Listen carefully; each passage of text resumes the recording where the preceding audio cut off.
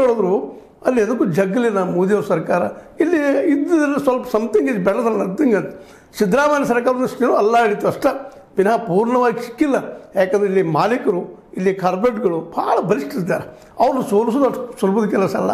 ಇಡೀ ನಮ್ಮ ದೇಶದ ಒಟ್ಟು ಆದಾಯದ ಏನಪ್ಪ ಅಂತಂದ್ರೆ 90% ಅಂದರೂ ಅಡ್ಡಿ ಇಲ್ಲ, ಅಷ್ಟು ಆದಾಯ ಅವ್ರ ಕಡೆ ಇದಾವೆ.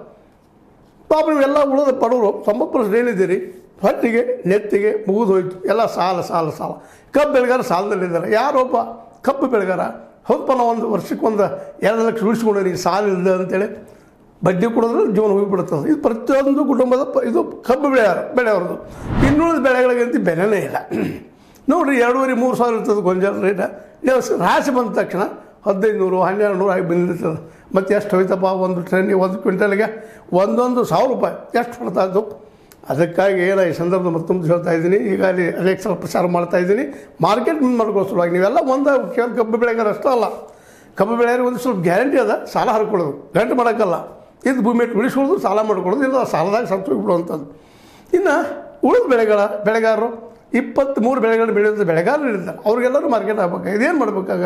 ಇದು ಒಳ್ಳೆ ಮುಳ್ಳಿ ಹೇಳ್ತಾ ಇದ್ದೀನಿ. ಇದು ಸರ್ಕಾರಕ್ಕಂತ ಹೇಳಾಗಿದೆ, ಸರ್ಕಾರಂತೆ ಮಾಡೋದಿಲ್ಲ. ಯಾಕಂದರೆ ಕಾರ್ಪೊರೇಟ್ ಪರ ಇರ್ತದೆ, ದುಡ್ಡು ಕೊಡೋರ ಪರ ಇರ್ತದೆ, ವ್ಯಾಪಾರಿಗಳ ಪರ ಇರ್ತದೆ. ಯಾರು ಅವ್ರ ಪಾರ್ಟಿಗೆ ಫಂಡ್ ಕೊಡ್ತಾರೋ ಅವ್ರಿಗೆ ಪರ ಆಗುವಂಥ